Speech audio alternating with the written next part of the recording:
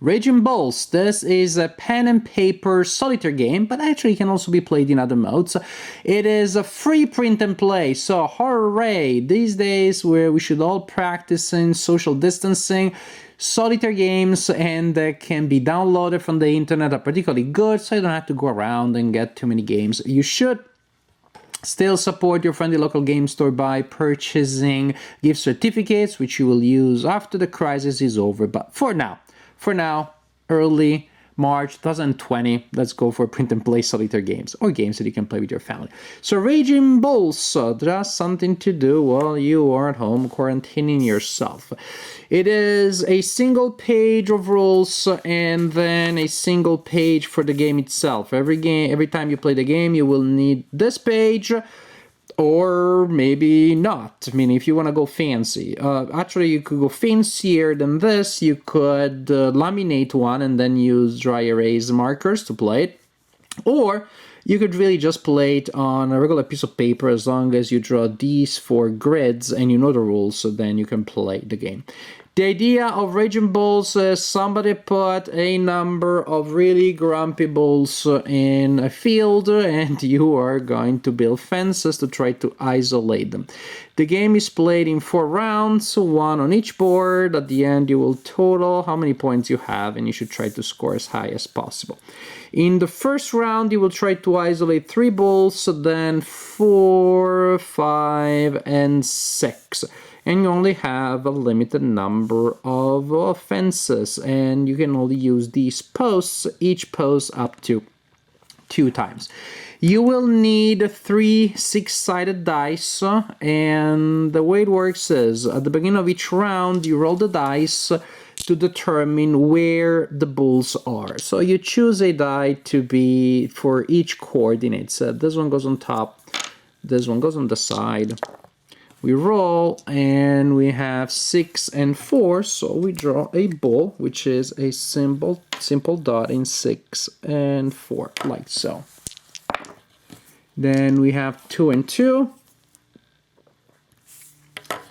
and then we have 6 and 2. There you go, and this is how we do it. I used to mark the bulls with a marker and then to draw the fences with a pen. So we use 2 6-sided dice to determine where the bulls are for the current round. But then we need 3 6-sided die each time that we want to draw a fence. You roll these dice and you look at the numbers. You will use 2 of them to select the post that then you will unite, you will connect with a line. So for example, here you could choose to connect 6 and 1, or 6 and 2, or that 6 and that 1, that 2 and that 1, and so on and so forth. As long as you don't cut through a poor bull, it's all good. And you may want to have a straight edge, unless you draw really, really straight. I use a simple flashcard. And suppose of those 3 dice, you will use only 2. And so suppose I decide to use that 1 and that 2.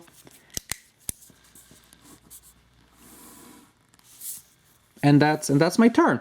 Very close to the bull, but actually was a little below, so I think it's fine.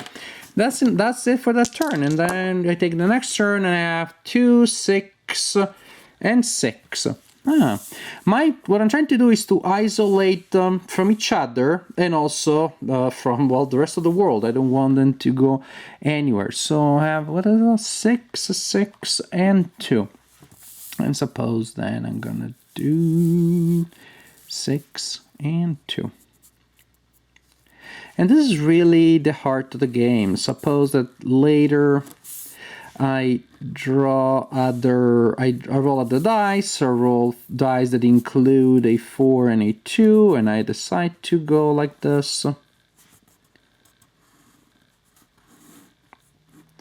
And I continue, and then later I roll another die that allows me to do 3 and 5, and then 6 and 2, but no, because that 2 has already been used. Usually you can use a post only once, unless you roll 2 of the same kind, say like 6, 6, and 2. Then you can use a post with the number that you rolled twice, even if you already used it once. The other number that you connect has to be the other one. So I could connect a 6 and a 2 even if I had already used that 6, or I can use any other. I can still use 6 and 6 as long as they are not hadn't been used. And suppose here, for example, I want to use that 6 that I already used. I want to use it again. It doesn't really do anything, but hey, the value of entertainment, and so I'm gonna do so. I'm gonna do like that. Yes, I really wish I could use that one there, but no. If you cannot draw a line, follow. Also, if you roll three of a kind, then you can connect two of that kind, even if you already used them before. But the general thing is still that you cannot use a post more than twice. So up to 2, but then that's it. You continue like this until you decide to pass. You think I did well enough, which in this case probably I would not say because I'm doing pretty poorly here. Suppose that later I'm able to use that 2 again, and I put a line there. And suppose that later I'm also allowed to draw this line here. That would serve me well.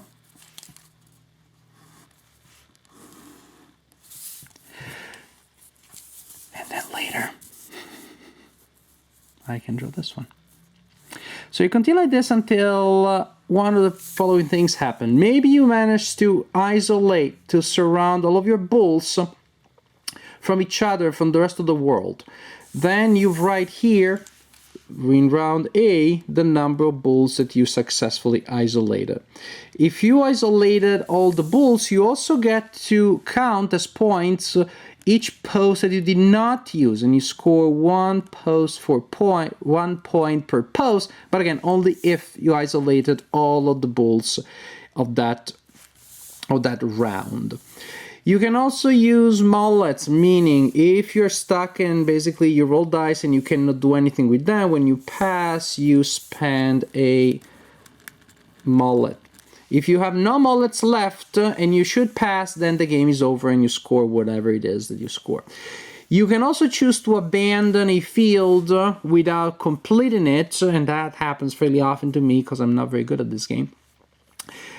So this way you don't burn all of your mullets. So at some point, any point, you can decide that you're done with a field, you move to the other one, you score the bulls that you isolated, even in that incomplete field, but in that case you do not get to score the unused posts. The points that each bull is worth is indicated here. So the first round, each bull is worth 3 points, second round 4, third round 5, fourth round 6. There are also more, remember 3, 4, 5, and 6. So you score all of the points. At the end of the game, each mullet you did not use is worth 3 points, and then you will determine your level of victory or defeat. You check this table here, and that will tell you how it goes, and you will enjoy all of these bull-based puns, and maybe you'll be commendable or admirable or whatever a bull. So this is Raging Bulls. Extremely simple, but I gotta tell you, really entertaining. Disproportionately entertaining. I did not imagine that this game could be so fun. It really checks a lot of boxes. It hits a lot of posts. It has a sense of progression because the game becomes progressively more difficult as it also becomes more exciting. 6 points for each bull. And you're gonna score some of those, but getting them all is gonna be super tough. It has a sense of progression, although it looks like it's a rinse and repeat because each round is independent, each field is independent. Again, the sense of progression is definitely there. Also, the number of mullets may be reduced, so that also gives you a sense of progression. Then you have the push your luck, of course, which is a great element because, well, later in the turn, if I just got a 4 and a 5, I'd be able to isolate 3 bulls and finish the thing and complete my darn field and score the unused outpost, but then you already don't get it, but you can still fit that one. I'll try again, but then of course your chances of rolling wrong without passing or reduced. And so you're pushing your luck. At a certain point, you need to simply cut your losses and be happy with what you have and decide, okay, I'm going to declare this one, score what I have here. Just one line would let me score a lot more, but I'm not getting it. So then you decide when you want to stop a certain field. And then, of course, there is the puzzle element of drawing those darn lines. I'm sure that there are strategies that optimize that, and a lot of people well-versed in geometry more than me can figure it out. I can't, but I still have fun drawing those lines. There's something, I don't know, very visceral, very like, I'm drawing on my game. That's probably one of the reasons why roll and write games are so popular these days. It gave us such an immediate, strong connection with our game. And this, of course, is a roll and write. Roll and draw, whatever. And you know what? Just when you thought you knew all the roll and writes, one in which you draw lines like this to isolate areas, I hadn't seen it before. It feels fresh, it's fun, it's a simple idea. You know, the idea that you get what you pay for, luckily enough, it does not always apply. Certainly does not apply to very engaging, very fun, simple, free print and play games like this one. You can get it for free. You don't need to get out of your house to procure a copy. In fact, after you watch my video, you can just start playing. Take a piece of paper, draw those grids, and you're good to go. Now you know the rules. Also, you can play it cooperative, I guess, with multiple players working together to solve the problem. I think you can even play it competitive, which is, well, you roll the 3 dice and everybody works on those simultaneously and uses those same dice, and at the end of the game, you see who scored the most. So this is Raging Bulls. Pretty impressive for a game that is made only of basically a sheet of paper of rules and an optional sheet of paper with the actual fields. Fun! Give it a try.